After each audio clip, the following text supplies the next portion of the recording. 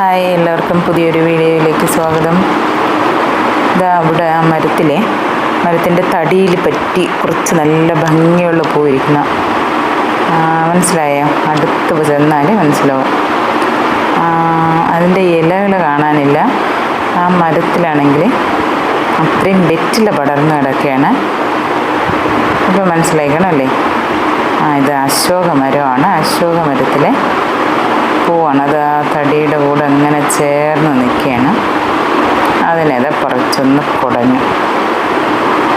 പിന്നെ മഴ പെയ്ത് ഇതിൽ കുറച്ച് പുഴുവൊക്കെ കയറിയിട്ടുണ്ടെന്ന് തോന്നുന്നു. പൂവൊക്കെ കുറച്ച് കേട് വന്നിട്ടുണ്ട്. അതൊക്കെ നന്നായിട്ടൊന്ന് തട്ടിക്കുടഞ്ഞെടുക്കാം. ഇവിടെ വയ്ക്കാം. ഇനി വേറെയും നല്ല പൂവുണ്ടോ എന്ന് നോക്കാം. മുകളിലോട്ട് നിൽക്കുകയാണ്, പക്ഷേ എല്ലാം പറിക്കാനൊന്നും പറ്റില്ല. പറ്റുന്നത് അത്രയും പറിക്കാം. കുറേ പൂക്കളൊക്കെ കേട് വന്ന് നിൽക്കുകയാണ്. ഏകദേശം എല്ലാ പൂവും നന്നായിട്ട് വിരിഞ്ഞതാണ്. അപ്പോൾ മഴയും കൂടെ പെയ്തപ്പോൾ പുഴു കയറി തുടങ്ങി.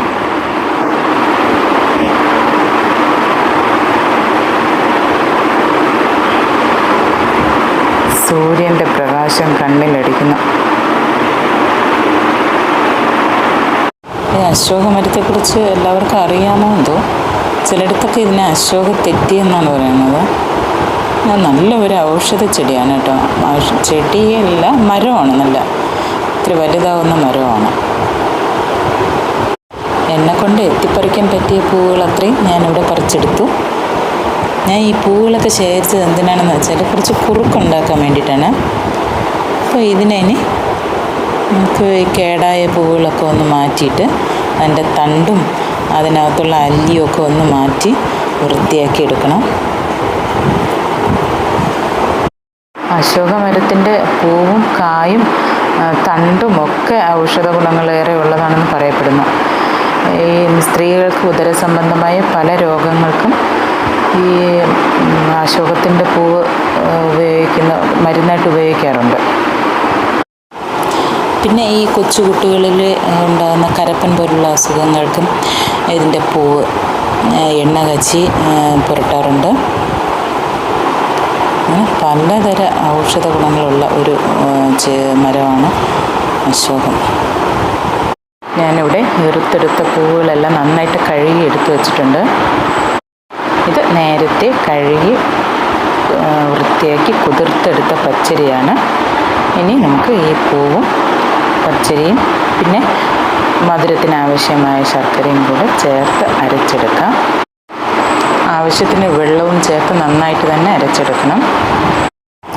ഞാനിവിടെ കുറച്ച് വെള്ളം കൂടുതൽ ചേർത്ത് നന്നായിട്ട് അരച്ചെടുത്തിട്ടുണ്ട്. ഇനി ഇതിനെ ഒരു നോൺ സ്റ്റിക്ക് പാത്രത്തിലോട്ട് ഒഴിച്ച് കുറുക്കാനെടുക്കുന്നതാണ്. അല്ലാത്ത പാത്രമാണ് ഉപയോഗിക്കുന്നതെങ്കിൽ കുറച്ച് നെയ്യോ എന്തെങ്കിലും ഒഴിച്ചിട്ട് കുറുക്കാനെടുക്കുന്നതായിരിക്കും നല്ലത്. അല്ലെങ്കിൽ പിന്നെ നോൺ സ്റ്റിക്ക് പാത്രമാണെങ്കിൽ അതിലങ്ങനെ തന്നെ ഒഴിച്ചാലും മതി. പിന്നെ ഇത് നന്നായിട്ടൊന്ന് കുറുകി വരുമ്പോഴത്തേക്ക് കുറച്ച് തേങ്ങാപ്പാലൂടെ 1-ാം പാലും 2-ാം പാലും എടുത്തിട്ട് രണ്ടും ഒഴിച്ച് കൊടുക്കുകയാണെങ്കിൽ അതങ്ങനെ നല്ലത്.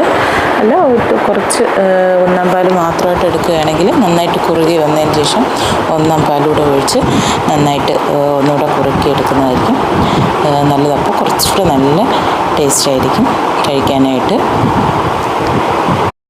അങ്ങനെ ഇവിടെ അശോക പൂ കൊണ്ടൊരു കുറുക്ക് തയ്യാറാക്കി വെച്ചിട്ടുണ്ട്.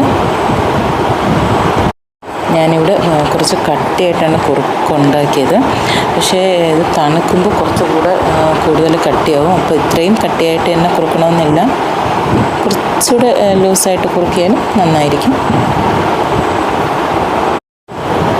ഈ വീഡിയോ ഇഷ്ടമായ ലൈക്ക് ചെയ്യാനും ഷെയർ ചെയ്യാനും കമൻറ്റ് ചെയ്യാനും ഒന്നും മറക്കരുത്. ബൈ.